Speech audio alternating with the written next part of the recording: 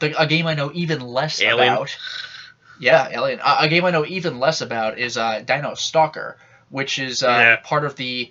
Okay, this is something that Americans will probably have less of a time knowing about, but Europeans will probably be more familiar with. We had mentioned Resident Evil Survivor earlier. Everywhere else, it's known as Resident Evil Gun Survivor. It's part of like the Gun Survivor series. So there was Resident Evil Gun Survivor 2, which America never got, which was based on Code Veronica. I played it was actually an arcade game. I played in the arcade. Weren't they all arcade games? I believe so. So Survivor 1, or Gun Survivor 1, is for the PS1. Not good ones, by the way. Yeah, well, Gun Survivor 1 is for the PS1. Gun Survivor 2 is for the PS2. Also for the PS2 are actually the other Gun Survivor games. Yeah. The fourth Gun Survivor game is Resident Evil Dead Aim. And the third Gun Survivor game, hey, let's give Dino Crisis a shot. And it's called Dino Stalker. Again, I think they're divorcing from the Gun Survivor name just because the first game didn't have that. That's my assumption. Well, in Japan, it's named right. But in America, it's just Dino Stalker for whatever reason. Exactly. My assumption is because they wanted to avoid it for the PS1 game because of the Columbine shooting. I guess my biggest issue with it at all is that it should have been called Dino Crisis Dino Stalker, so people knew what the connections were. Well, no. Actually, that was the problem right there. I very, very recently picked this game up, Dino Stalker, at a convention, and it was in my local game stores for years, and I never bought it because I thought it was one of those. Just like a game. Just like Cabela's Dangerous Hunts, only one of the I thought it was like the Wii has some games like that where it's like just a shooting gallery. Shoot the undersea monsters. Yeah. I think the Wii even has a dinosaur shooting game. So it's like Dino Stalker. It's a generic title. You're a hunter. You're killing dinosaurs. I'm like, I don't know if I care. I had no idea it was a freaking Dino Crisis game. If I did, I would have picked it up. And so then I couldn't, it's not like it's an expensive game or even rare, but I just never saw it again. You had to seek it out. I had to go look for it. That shouldn't have happened. It was right in front of my nose the whole time, and I was like, it just looks like a generic game. And it didn't advertise that it was Dino Crisis at all. I mean, it had the name Dino in it, but come on, that's not clue enough. It's what they call dinosaurs. Well, I want to move forward and play those, but I think the next game that I'm seriously going to play, I do have Persona 3 Portable. And I usually have a portable game going and a console game going at the same time. And I also have Danganronpa 2 that I need to go back to as well. I need to get on that as well. Spoilers, I've started recording that with Pyro Jack Frost, but he's moving to New York, so... Did he find a place? I don't know about that yet, but he's got the job in New York. So, recording with him is going to be quite difficult. It's basically either going to be good freaking luck arranging your schedules, or just scrap what we have for now, or maybe even keep the stuff and play up to that point on Steam and do it via Steam and Skype. Although, recording with Fraps, I mentioned this in the last podcast, but recording over Steam with Fraps is going to be such a memory drain. To put things into perspective, I think I told you... I made this comparison before, but I didn't have specifics. I had said that our Danganronpa Let's Play off of the PSTV was about 136 gigs and that's because the game is like 40-something parts, and some of the parts break like 2 hours. It's a really long game. Now, remember Policenauts? What was that, like 20-something episodes? They were usually 30-40 minutes, maybe push an hour if we're at a really crucial plot moment, like the very last episode, for example. Do you know how... Now I have a number. Do you know how big that Let's Play was with Fraps? Wow, no. Remembering it's a lot shorter than Danganronpa, 336 gigs. Wow. That's not the Let's Play, that's the raw footage. But, damn. So, I gotta convert that stuff immediately. Same thing for the Talos Principle. I actually had to record, it got to the point where I was recording 2 or 3 episodes, stopping playing the game, rendering them in my program, and then deleting the original raw, because I couldn't fit it. And by the way, to answer your question, after One Piece Pirate Warriors 3, so I give the listeners something to go with here, the next game I play just to screw around... Maybe I'll record some of it because I really kind of want to. I totally want to get on JoJo Eyes of Heaven, because I don't know. I have a sort of liking for, obviously JoJo, but I have a liking for what if scenarios. Yeah. Like, I kind of want to play the One Piece Wii games and Unlimited World Red, because it's like, you're not going to find this in the anime or the manga. It's just like, let's see what weird adventure happens that might get fan servicey because they can. I do what I want. Like, one of my favorite moments in Pirate Warriors 2, and this is going to mean, like, nothing to you, but for some of the listeners it might. It's dream mode, so you can do whatever you want. So you get a part where God Enero shows up. This is a guy who is only in the Sky Island, so nobody knows he exists, because he literally lives in the clouds. And there's a part where he just comes down to Earth for whatever, shut up, it's a fan game. And he comes down to Earth, and he's just wreaking havoc. And if he were on Earth, he would have an extremely high bounty, because he's a particularly dangerous Devil Fruit user. And one of the top admirals sees him, and he's just like, huh, like, I've never seen your poster before, I've never seen you before, we should have something on you, considering what you seem to be, but we don't, and it's weird. And it was just kind of a cool moment that they that they addressed, that the admirals would not inherently know who Enero is. It was just a cool little thing like that. And the same thing goes for when Blackbeard does the thing that I won't spoil with Whitebeard. In the original anime and manga, somebody threw like a tarp over them so you couldn't see what happened. But in Pirate Warriors 2, that guy wasn't around, so you just had Gecko Moria just use his black box special move to cover them, which this all is totally meaningless to you. But like for the listeners though who know One Piece, it's like it could have gone this way, so it's just kind of cool to see. And it doesn't even really change anything except for aesthetics, but it's just kind of cool. I was gonna say the game that I think I'm gonna play on console next is probably Rise of the Tomb Raider, just because I kind of got the itch from Uncharted. And the Tomb Raider reboot at least basically it's excellent. It basically is Uncharted starring Lara Croft, and that's not a bad thing. No. It was an excellent game. I loved it. I thought it was great. And that was another game, by the way, where the bad guy at the very end is like, you're like, you've killed so many people trying to do your weird ritual thing. And he's just like, look who's talking. How many, like, I killed those people over years. You've killed at least that many people over, like, a weekend. And it's like, wow, you're right. Yeah, I love that games are starting to be, like, have a little bit of self-analysis. Yeah. That's for sure. But I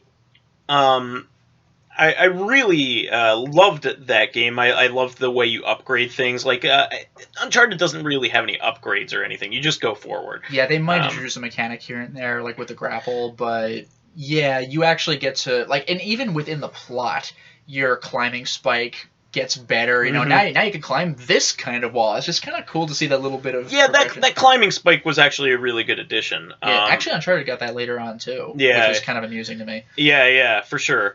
But Tomb Raider just it had a kind of like a progression similar to what the Far Cry games in a lot of ways. Like you trade in scrap or whatever it is for upgrades, and I like this many animal pelts to get some innate ability or something. Yeah, I really like that kind of thing, and Doom was really good. Doom 16 was really good about that was surprising. Upgrades. When I first heard about it, it was like upgrades in Doom. I don't know, but they made it. No, they're awesome. They made it not dumb.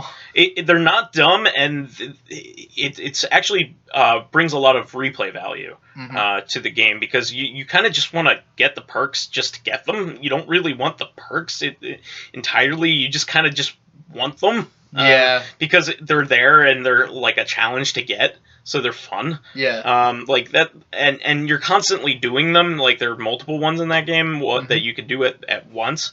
So I love that about the new game. But anyway, I wanted to play Rise of the Tomb Raider because I hear from a lot of fans of the series that this one is even more like in line with raiding tombs, like in the original series. Yeah, with the reboot, they were. Occasionally. 100%. Well, yeah, but also 100% optional. They were like almost like secret areas, and they were some of the best parts of the game. Yeah, they had the crazy Indiana Jones puzzles regarding getting to and from the tombs. And yes, before someone says it, I know that Tomb Raider was inspired by freaking Indiana Jones. But they had those kind of puzzles, and the rest of the game was basically Uncharted. So and Indiana Jones was inspired by Uncle Scrooge. Was it Uncle Scrooge? Yeah, a lot of people don't know that. But I mean, like the style though was inspired by like those serials. Yeah, which movies. But a lot of stuff in the original movie, including in particular the rolling boulder from the very beginning of Raiders is actually taken directly from an old Uncle Scrooge comic. Oh, that's awesome. It's Uncle Scrooge comics are derivative. It's true of like old, Doc Savage and things like that. Like old pulp magazines, of adventures, and but a lot of that stuff that's some direct influence is actually from Uncle Scrooge comics. That's amusing. So when people think it's funny that like DuckTales has the same font as Indiana Jones. Oh, wow. I didn't even think about that. DuckTales is the cartoon version of those old Uncle Scrooge comics. So actually, come to think of it, there is a lot of like exploring weird mystery treasure stuff, like even in the cartoon. So when people say that DuckTales is ripping off Indiana Jones, it's actually the other way around. That's kind of funny. It's very much it's kind of funny because like why would you would never think that? Yeah. But apparently that's great. The case. But anyway, but back to Tomb Raider though, like you were saying that the Rise of the Tomb Raider has more actual rating tombs, and in the first game, it was a solid game and it plays like Uncharted, and I really like Uncharted, but the tomb raiding part was optional and also the best part of the game, and it's like, wouldn't it be cool if there were more of this? Like, you could skip every single one of them. Well, they listen to fans, so apparently the second one's even better. I think less people played it though because of Rise. Yeah, mostly because it was an Xbox One exclusive for a little while. It didn't come to PC for I think 6 months, something like that, and it's still not on PS4, right? Not that I'm aware of. Yeah. I could be wrong, but I don't think I'm wrong. So unless it's digital only and I just missed it the whole time, but I don't think so. And, Xbox One is definitely the underdog this time around. So, like, any exclusives that it's getting... Well, the problem with Xbox One is that, with few exceptions, everything on it's on the PC anyway. So if you have... Yeah. Like, I know that the Xbox One is the more economical option, but if you happen to have a good gaming PC, then there's very little reason to buy an Xbox One unless you're like really diehard about like Killer Instinct, for example. Well, Killer Instinct's on Sunset PC. Overdrive. Oh, it is? Yeah, Killer Instinct's on Windows 10. Sunset Overdrive then. Yeah, I'm just gonna lay it out. The only games that are really exclusive that you're gonna care about. Dead Rising 3 DLC. Well, the DLC for Dead Rising 3 that adds all the crazy Capcom's fan service crap, which I would love. Why wouldn't you want that? Yeah. Those games were all about Capcom fan service anyway, because like Dead Rising 1, you had all the Surfbot crap. Yeah, those stupid Surfbot faces that are like a meme unto themselves. I love that stuff, but you have that and. You have the Master Chief Collection and Halo 5, and the remake of Gears of War, and you have Sunset Overdrive. I'm pretty sure that's pretty much it. It's kind of funny. Even Quantum Break got a PC release. Oh, really? So it's kind of funny that Halo 5 is an Xbox One exclusive, because Halo 1 and 2 were also on PC. Yeah, it took a long time for those games to come out, though. Okay. And there were special circumstances where they did some annoying things with it. In particular, Halo 2 is Vista exclusive, and you can't use anything past Vista. Really? Not even compatibility mode? No, you can't use anything past Vista. That's so odd. It's Vista only.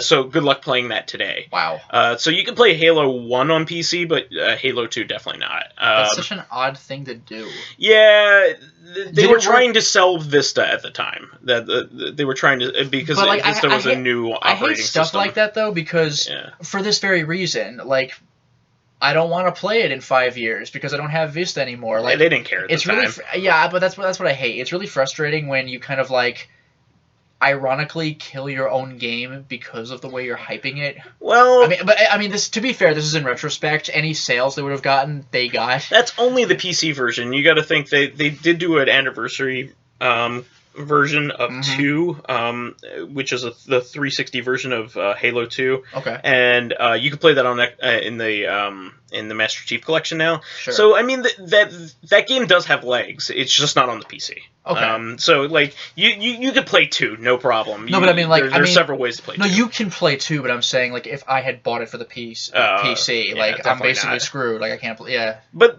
that kind of thing is few and far in between. It is. I just don't want my game to bite me in the ass, you know. There's something similar going on with the Games for Windows Live games, because now Games for Windows Live doesn't exist. Oh, yeah. So, like, Steam is, like, the major DRM suite now, but, like, Games for Windows Live stopped, and there were quite a few really good Games for Windows Live games. Most copies of Fallout 3 were games, like, physical copies of Fallout 3 for PC were Games for Windows Live versions. Oh, and, wow. You could buy it on Steam at the time, but if you bought a physical copy of it, it was a Games for Windows Live game. Bulletstorm was a Games for Windows Live game. Sega Rally you would have to launch, so for Games for Windows Live, because I didn't use that, so you'd have to launch the client to play them? Hold on. Okay. There are several Steam games that still are Games for Windows Live games. Oh, wow. And they don't... The games out of right outside of installation are not compatible with Windows 10 at all. Like, Windows 10 will tell you that this game is not compatible with the platform. Great. So you have to, thankfully, you know, all the fans have taken care of this, so you can actually, or also the Wolfenstein game that came out. New Order? No, the one before that. Oh, the one that's just called Wolfenstein. It's just called Wolfenstein. Okay. Yeah, I think people call that one Wolfenstein 12. I think it was 2012 or something like that. Yeah, I mean, it makes sense. But anyway. The funny thing is, they could have just called it Wolfenstein, because the old one is Wolfenstein 3D, but no one called it that. They called it Wolfenstein. Yeah, and then before that, it was Castle Wolfenstein. Yeah. So there's actually never been a game just called Wolfenstein. Yeah, but when you talk about it, you really have to specify which one you're talking about. Yeah, you do. It's just kind of funny. It's a good game, and like, you know, once again, it's a Games for Windows Live game. It's not even sold on Steam anymore, by the way. It's actually one of the few PC games that's been delisted that really needs to be put up. That, you know, ever since Bethesda took over id, they haven't published it. There's probably some really weird rights issues or something like that, but which is funny considering they put a sequel to it. I mean, yeah, that was a New Order. Yeah, New Order's a great game, but you know, whatever. But what I'm getting at is every one of those Games for Windows Live games has a crack that you have to enact. That's what I was gonna say. Like, I was assuming you were going there with you have to launch the client, you can't launch. Like, again, I said it before at the beginning of this podcast. This is why freaking piracy exists, because we want to play our damn games. Like, when I buy a game, I want to put it in my whatever system and freaking play it. I really shouldn't have to jump through hoops to, like, trick my own system into getting my own game, both of which I paid for to work. Yeah, I mean, I understand if it's, like, a really old game on a new rig, I wouldn't expect them to just naturally work. Yeah. That's why GOG exists. But when you build stuff to get in my way, we're not going to have a good time. Yeah, I mean, and I worry about that, not so much with Steam, because, like, I think that so many people have bought stuff through Steam that there is going to be a blanket solution for that if it ever comes up in the future. From what I've heard, I haven't fact-checked this, but from what I've heard, I think they mentioned that there would be. Like, I think it was, like, somehow we could take the cracks off, or the DRM off, or something. Like, you can keep them. But that's what they say. I know that's true, but I mean, like, you really don't want to hit up all these people who have paid hundreds, if not thousands of dollars on your games to be like, oh, all that's no good anymore. Like, that would there would be a revolution if that happened. I mean, I basically have almost 1,000 games on Steam. And by the way, this is 100% pointless paranoia on my part. Yeah. I am aware that Steam is totally legit and everything, but if I ever see a GOG option, I will exercise it in favor of Steam. I have passed up Steam sales because I'm waiting for the GOG sale. Like, I have missed out on discounted games because they're on GOG and not discounted now, but I'm sure they will be later. Like, I just want to buy a game and play it. That's it. I don't want to have to launch a client. I don't want to have to deal with DRM and passwords and buy a physical copy of a game where the disc has nothing but the password on it. I want the damn game. The end. So that's why I use the GOG option. Steam has a better client. It has achievements. And honestly, it's the better platform. It really is. But I just, on principle, even though it doesn't really affect me at all in practice, and I'm aware of this, just on principle, I go with the DRM free option. I will buy games on GOG if I see them or if they show up there first. Yeah, System Shock 2 did, actually. There was a GOG exclusive for a little while.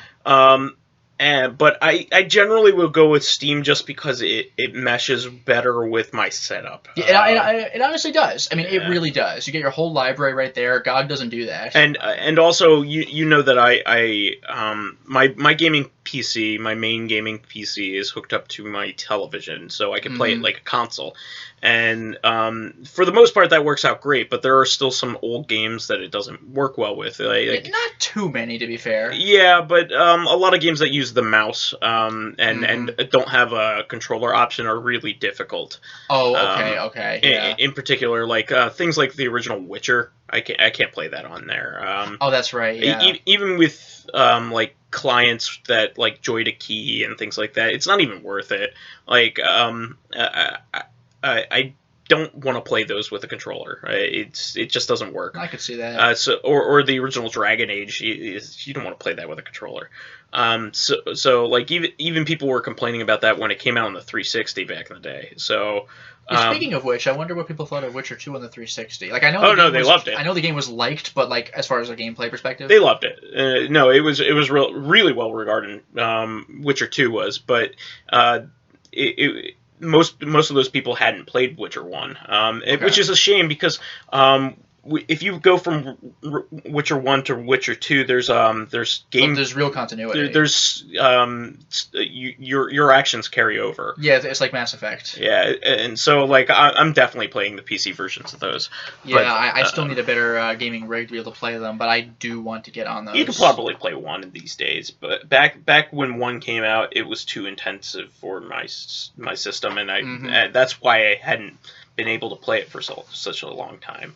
Now I have a really nice gaming laptop, so I played on that. But it's definitely a keyboard and mouse game, for sure. It's a shame that they never like really programmed it into that.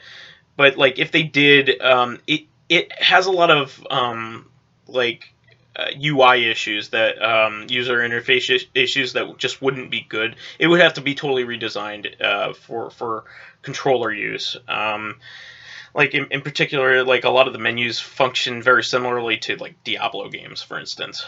Oh yeah, I mean, I've seen Diablo's menu. It just makes me think of System Shock 2 with inventory management. Just it's like a lot of small pieces of clicking inventory. And dragging things in squares. Exactly. Like, you don't want to use a controller for that. You could, but it would suck. Yeah, I mean, like, the actual action in the game is very action-oriented and would be suited well for that, but the UI is not made for it. So just suck it up and play the PC version. It's like the difference. It's like the difference between System Shock 2 and BioShock, I guess. BioShock was way more controller friendly. Yeah, and I never played the original KOTOR, so I wanted to play KOTOR, so I'm gonna play that on my gaming laptop now because like there's no controller option for that unless you wanted to play like the original Xbox version, which is good, but I might as well play the PC version at this time. Well, it kind of makes me think of Deus Ex because Deus Ex got a PS2 release, but it was compromised though. It was. Yeah. I don't know how the controls work. I haven't looked into that. Controls are fine. Okay, yeah. But I know that like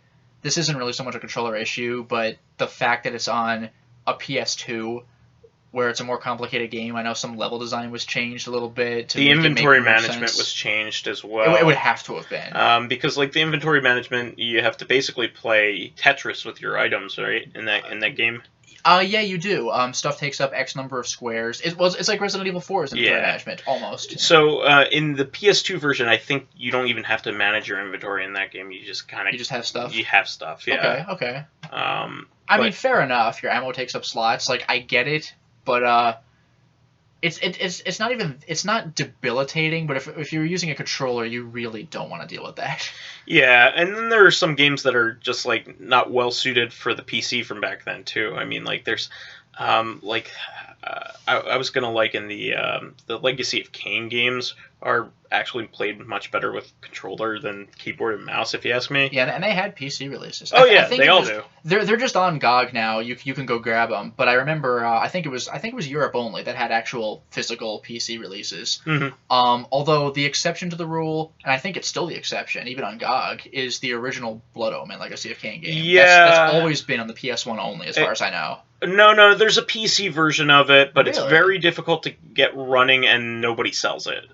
So you might as well just play the PS1 version. I didn't even know it existed. Because, Yeah. again, it's not on GOG. Like, everything else is good to go. There's Blood Omen 2, there's Soul Reaver 1 and 2, and I think there's Defiance. Yeah. But Blood Omen 1, I've only ever seen on the PS1. Yeah, no, just that game is really common, and the PS1 version is very good. It's not really compromised compared to the PC version, so might as well just go ahead and play the PlayStation. I have console. I have just the console games for that series anyway. Yeah, I mean, I'm gonna try the PC ones, but they're pretty much made for controller. Mm-hmm. It's a shame that there's some divide on that stuff. It's a shame that nobody ever retrofitted certain games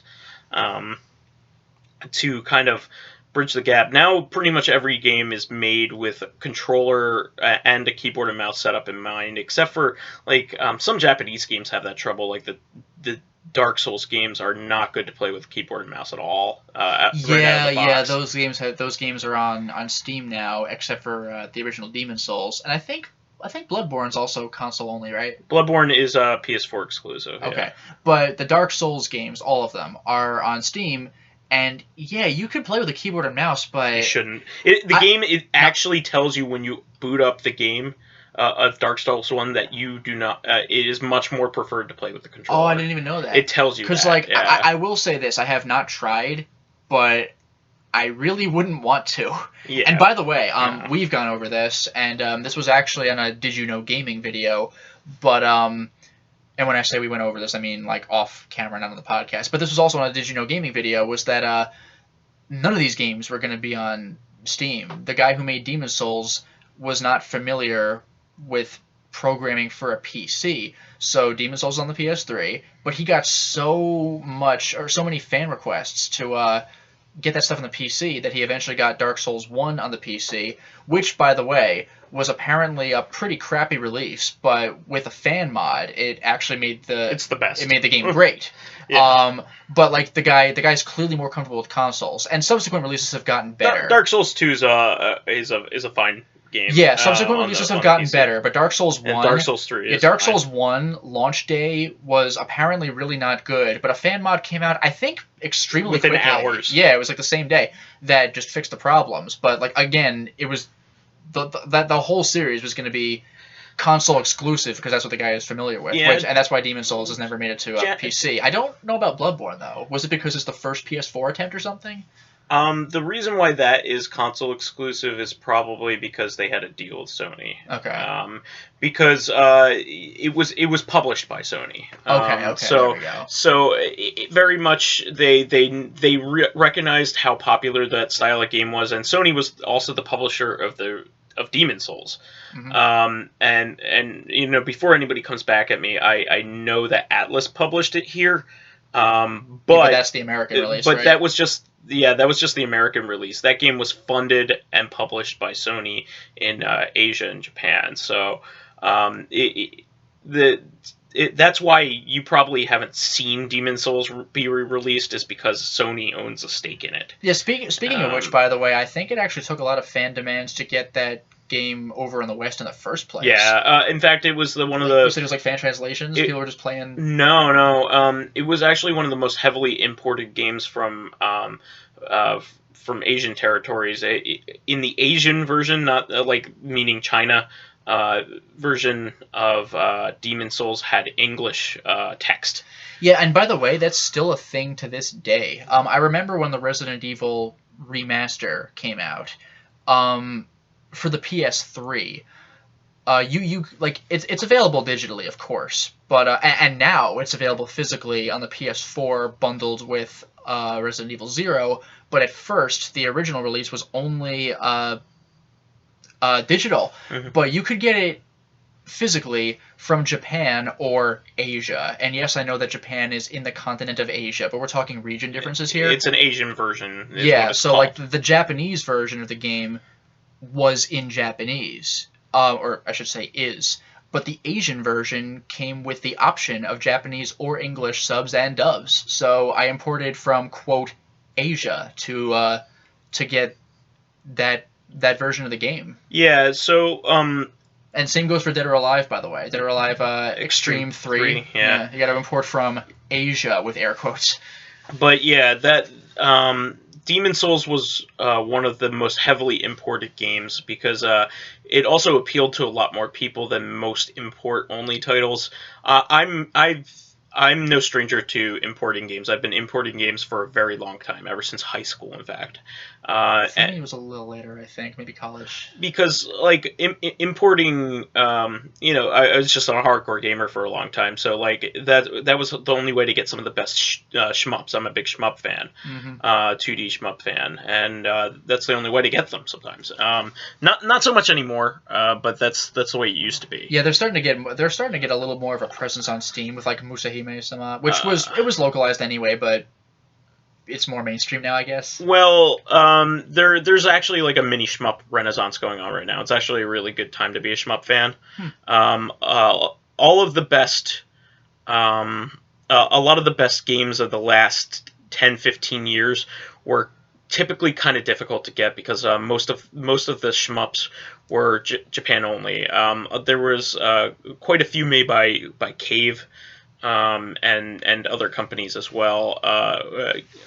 There's also a company called Quote that made some really good games, and they make Escatos, which is one of my favorite games of all time.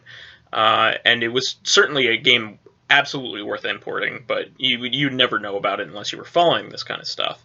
But actually Escatos was put out by the same company that brought Mushihime-sama to Steam. So Dejika is the company that has been publishing a lot of these previously import-only and console-only titles, and doing a great job with them. They're localizing them and making them run well. They're doing a great job. They're doing some really fantastic work. They even there are these games called Umahara Kawaze. I don't know if you know about these games. Not sure. You're a little girl with a fishing rod. Oh, okay. No, I've read about that in Hardcore Gaming 101, I think. You bounce around, and it's like a puzzle game, but it's a lot of fun. Yeah, I have heard of these. There were 3 of these games released on Steam one after another. And I think the company was on its last legs because it like died right after it released the 3rd one, and all 3 games got delisted. And it was before I had a chance to buy any of them. And again, this is why piracy exists, by the way. Well, wait. Dejika actually came out like a couple weeks later, and they were like, "Hey guys, we made a deal with them, and we bought the rights. We will have those back up." Oh, that's cool. So they ended up buying them, and they even had like a welcome back sale. Oh, that's awesome. Which was really neat. You could buy all 3 really cheaply, but that company's awesome. They really should be clapped on the back. But anyway, so I was familiar with importing these, but like a lot of gamers that aren't into shmups are tough to get into. They're difficult games. So, like a lot of more mainstream gamers don't really import all that much, just because it's difficult and it's a pain in the butt. But people that normally didn't import anything imported that game. Yeah, Demon Souls. And it started, they started taking notice, and Sony kept refusing to do it because they have a problem with that. Sony has some kind of arrogance about them with certain business decisions that I don't really understand. And you can look them up, but they do all kinds of weird stuff like, oh, no, you can't bring over 2D games to our systems because we want them to look better. They do stuff like that. So they thought Demon Souls was too hard, even though it was popular in Japan and popular in Asia, and it was popular amongst importers. They thought it was too hard. So they didn't think it was worth worth releasing at all. And Atlas finally made a deal with them to bring it over, and it turned into one of the best-selling games for the system. Some people have said that Demon Souls, I don't know, maybe, but Dark Souls, the first one for sure, is like a system seller. Well, Demon Souls became a greatest hits game. The only really best-selling games, like you think about games like Killzone or the Uncharted games are greatest hits games. Yeah. But you never think of anything like Demon Souls being that's pretty out there. A greatest hits. Maybe the only thing that might be a little bit more hardcore might be something like a Square Enix game might get onto that list. Like Final Fantasy.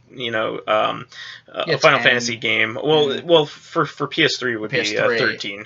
Be 13 in that case, but I don't even think 13 sold well. I'm just thinking 10 got a greatest hits release. I'm pretty sure. I think pretty much only Western games got onto greatest hits releases for PS3. I can't think of too many Japanese games that sold that well on PS3, and here anyway. Yeah. So Demon Souls is I think it's like the third or fourth best-selling game on the system of all time. It's really good. They brought it over, which is a fantastic story. I mean, it's just like, well, you were wrong, Sony. Yeah. And now we have all the Souls games. Well, yeah, and they're getting progressively better too. Like people love them. And they're Souls-like games too. There's Bloodborne. So Sony must have came to them after the success of Dark Souls and Demon Souls, and they said, how about make us another game and we'll release it in all territories. Yeah. And they made Bloodborne, and I don't think you'll ever see a PC or Xbox One release of that game. I just don't think that's ever going to happen, and if it does, it's going to be way down the line. Mm-hmm. Maybe you might see it with a sequel, like a Bloodborne 2. But that'd be interesting. Yeah. But I don't see that game ever being ported. I just don't. Because I think they heavily funded it, and that right now that's a system seller. In fact, that's part of the reason why I bought my system. What, Bloodborne? Yeah, exactly. Yeah, at first, yeah, because back when the PS4, we kind of didn't know what kind of library it was going to have. Now it's been getting more and more exclusives that I care about. Yeah, me too. But yeah, Bloodborne was kind of the clincher at first when because a lot of the games that PS4 had were on both systems, so you could kind of take your pick. But yeah, then Bloodborne happens, and then there were some other games like Until Dawn, and later down the line Uncharted 4 and stuff like that. Yeah, it's definitely a system worth owning at this point, even if you're a PC gamer. Yeah. I'll say it again, JoJo. Yeah, I'm a PC gamer pretty much at this point. And that's kind of funny because I was adamantly a console fan for a really long time. And you still have like almost every console.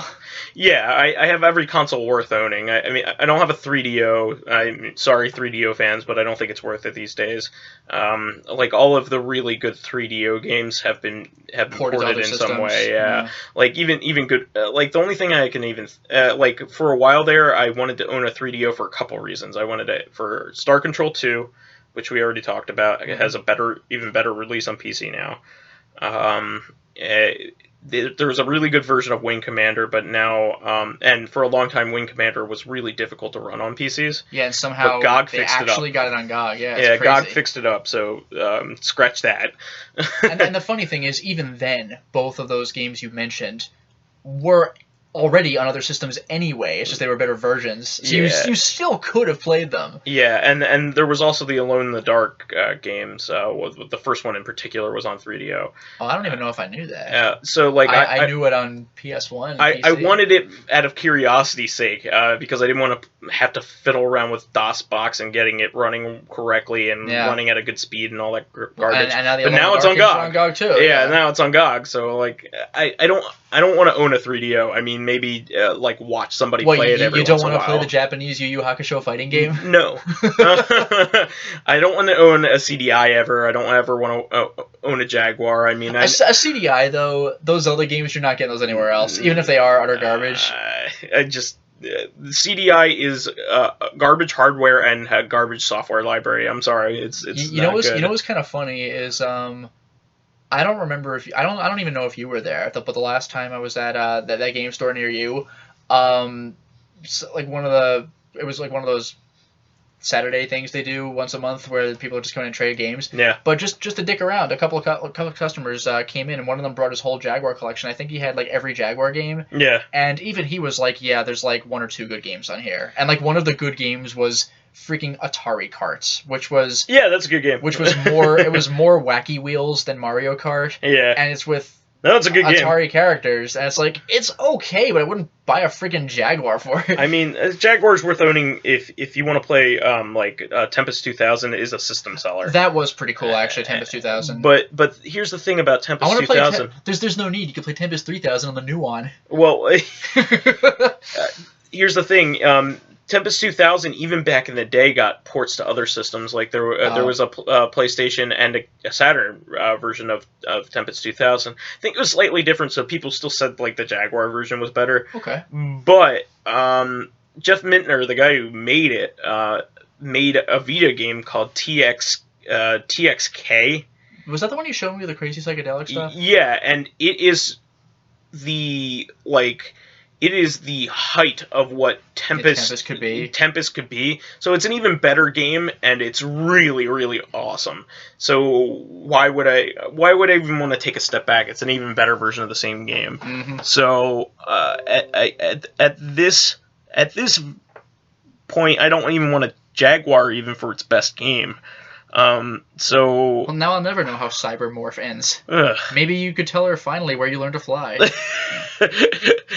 That's really the problem. You don't have an input to tell her where you learned to fly. Yeah, how about you shut up and let me do my job? I'm sorry I hit the wall. It's annoying enough when my gameplay is interfered with. I don't need the freaking game mocking me every time. Where did you learn how to be Where did you learn your jerk? manners? Yeah.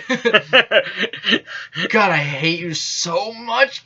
I want to see what happens if you beat Highlander for the Jaguar CD. The only system that I'm really hemming and hawing about, like maybe still owning, is a Neo Geo, and there's many reasons why I don't want to own one. Like that is one of the coolest systems in terms of look at all these cool arcade games you get to play. But I mean, I know it's not the same as owning it, but MAME. Yeah. It doesn't cost $1 million for the system and $1 billion for each game. It's ridiculous. All the games worth owning are really expensive now. And to be fair, not a lot, but a bunch have been ported anyway. So. Most of the the King of Fighter stuff, obviously. Most of the really good ones have been ported, and have good ports. Mind you. I'm still waiting for my console release of Cyberlip. Well, there's like the Metal Slug anthology for PS2 is a very great collection. Also on the Wii, although I think the Wii version... The Wii one's compromised. The Wii version, I think, took away the flashes when you hit the boss, so you really kind of... It seems like a little thing, you could tell you're hitting the boss, but it's still like, am I doing something wrong? Just get the also, you can't use a D-pad in that version. You can only use... only use an analog stick. It's really odd. Yeah, so there's a bit of an issue with that game. Okay. So just get the PS2 PS2's version. where it's at, I guess. Yeah, the PS2 version's great, but like all the games that SNK made basically are around. Yeah, I mean they might not be the super cool arcade versions. They might be like slightly downgraded to like PS2 or something, like the Art of Fighting stuff and the King of Fighters or whatever. Well, King of Fighters at this point, all of them have been ported. King of Fighters has been ported 1,000 times, so they've gotten all better. All of them have been ported either perfectly or even better. Mm-hmm. There's only. And even 11, the PS2 version of 11 is actually a port. Oh yeah, 11. Okay. I actually really love 11, but I doubt it'll show up again anymore because it's kind of divisive between fans. But I think it's really fun. Magaki is one of the most broken KOF bosses I've seen. 11's really cool, but that was also an Atomic Wave game. That wasn't even a Neo Geo game. Oh, but, you know what? The PS2 and the Wii. I don't know how the Wii version is, but the PS2 for sure got a really cool Samurai Shodown anthology as well. My only complaint about that is that a little bit's been censored from I don't know the game series very well, but I know that 5 has some like gratuitous blood censored, for example. Like I think they removed. Well, I forgot. They either removed or censored some of like basically the fatalities you can do. Like I remember seeing in the arcade, one of the guys would like throw you in the air and do a big slash and just stand with his arms outspread and just the blood would just fall on his body. And it's just like, god damn. And I don't think that's in the game. Well, at any rate, the Neo Geo has some of my favorite fighting games and shmups of all time are on that system. And almost all of them have been ported in good ports, but I still kind of want one anyway. For instance, my favorite fighting game, I'm a casual fighting fan. I like them, but I'm not good at them. I don't sit there for hours trying to master them. I just kind of like playing them with friends that are of the same level as me. Or, learning a little bit about them and not going crazy.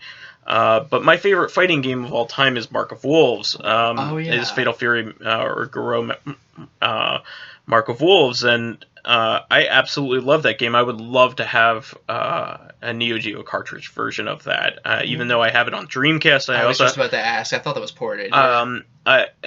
There's slight differences with the Dreamcast version. They actually made the backgrounds 3D in that. Okay, so rather that's than hand drawn.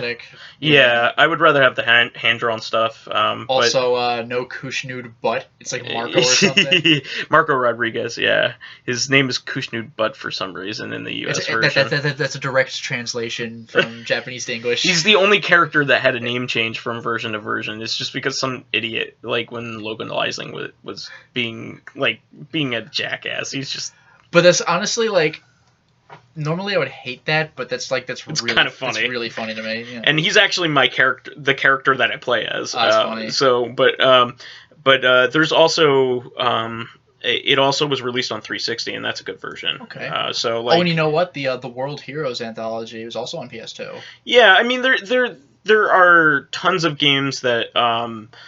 And Art of Fighting, I think I said. Fatal Fury. I mean, the Virtual Console for the Wii is still up as of now, and that has a lot of the games that even it has like Pulsar, which is a great shmup. Like the really good shmups for the system have been ported too. So I mean, in all reality, I don't need it, and all the games are super expensive, and it would just be.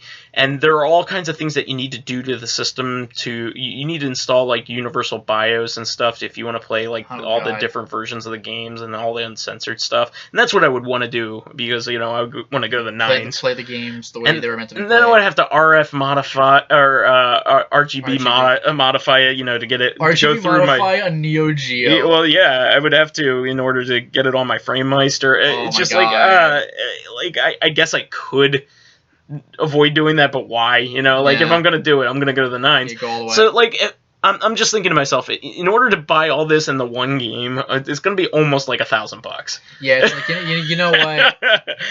And it's only to have trivial differences, not to me, but bragging rights. It's more like I was able to do this. Who does this? Yeah. So at this point, I'm just like, you know what? No. I mean, you don't want to be known as the guy with Marco Wolves on RGB. my interest in it was perked up a little bit because somebody's working finally on a flash cartridge for the Neo Geo. Yeah, that'll save you a ludicrous. I mean, as expensive as the Neo Geo is, I cannot imagine how much money you would save. And that system needs it. I mean, come on, who wants to be extorted for $400 just to play a game? I mean, come game on. Per game. Yeah, do you want to play Do you want to play Art of Fighting 2? The one game? They are ludicrously expensive. Yeah. And can you believe that, I mean, obviously it's a video game system, we know this, but can you believe that this game system just was also being sold along with other systems? You could have been that guy who went with the Neo Geo. How much money, man? Even back then. Why would you even as a store carry it? I mean, like back then, like there were like a lot of mom and pop video game stores and stuff like that because they could be back then. Nowadays that can't happen. It's very rare.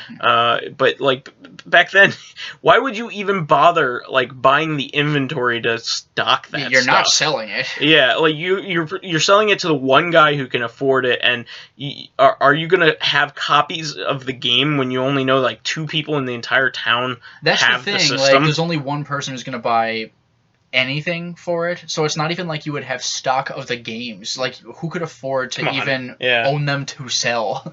Yeah, no, it's not gonna happen. So and again, this is when it was contemporary. Like, now it's absolute insanity. You'd see them at conventions at best. Even then, I don't really see them often, if ever. So like, I'm pretty much completely content with the systems that I own at this rate. And you don't want a Gizmondo? It's like the Swedish mafia system. That's a thing that existed. Yeah, I mean, I don't have for a while there. I was like, oh, I want to own every system because like even everything has something worth playing on it. It's like, no, actually, it doesn't. Like, even for a while there, I entertained buying a Nokia N-Gage, and I stopped myself, and I'm glad I did. I mean, there's a couple good games on it. You'll never complete the Elder Scrolls saga at this rate. Yeah, there's an Elder Scrolls game on it. I don't think it's worth playing, so don't don't even try. But there's a couple games worth playing on it. One I even played back in the day is actually a 3D version of Snake. That's like kind of cool. It was kind of like Tron meets Snake, mm-hmm. and that was actually a really cool game. But am I going to buy another really crappy system just to play Snake? Come on. There's a game called Glimmerati that's supposedly pretty fun, and there's a Sega game called Pocket Kingdom that's supposedly pretty fun. But I don't care anymore. Yeah, enough. Like, at this point, I've also realized that if I keep buying games, I will never get any. I will never make any headway with the stuff that I have anyway. That's true. So I basically got down to brass tacks and said, would I rather play Rise of the Tomb Raider or would I rather play Glimmerati? Yeah, would I rather play 3D Snake? And it's just like, no, I would. Maybe if I somehow got done every good AAA game. And every good indie game on something that I own currently. Yeah, you could take a look at this weird thing that maybe I could take a look at the N-Gage. Yeah, passing lark. But I would rather own an N-Gage way more than a Jaguar at this point, which is kind of funny. I was actually going to say, the Jaguar, and I can't believe I'm saying this, is more mainstream. Yeah, but I just don't care. Yeah. But I think we did some damage here, and I think we can start wrapping it up. Anything else you want to do for the good of the order? No. No.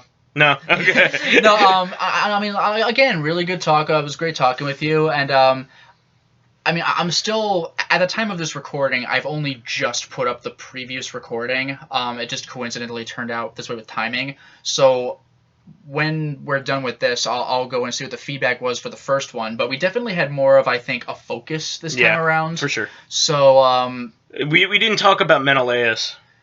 Yeah, about red-haired Menelaus.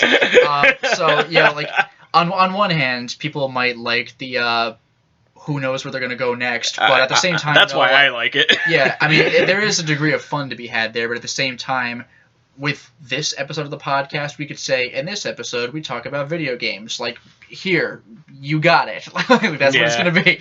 But the whole focus of this podcast was just, like, I really like our conversations over the phone, so I just kind of... I think people would really like to enjoy, like, the sidebars that we constantly have. And and meanwhile, every comment is, God...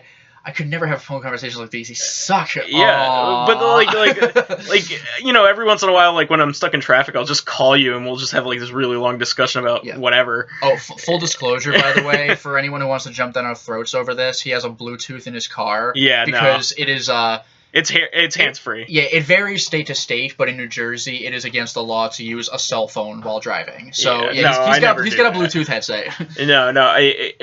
In fact, it's run through my the computer in my car. It's pretty rad. Yeah. So like we're safe. Yeah, don't worry. Yeah, he's not gonna crash on my account. No. But yeah, I mean that's the whole purpose of this. Is just like I kind of like how we go from one extreme to another. We go from like we'll talk about video games, then all of a sudden we're talking about Greek cinematography mythology, with Jaws. Cinematography. Yeah, this is the kind of discussions that I want other people to experience because we don't stay on topic, but we have such a large knowledge of like media, our wheelhouses. Yeah, so like we talk about stuff, and one of us will say, "Oh, hey, that reminds me of this other thing," and it just kind of goes that way. Yeah, so like we have such a broad knowledge of media in general, movies, books, everything, that it makes our perspective on things really good, I think. For sure, yeah. So this was definitely a good time. So thanks once again for the opportunity. Yeah, we'll catch you guys next week. Okay. Until next time, everyone. Bye.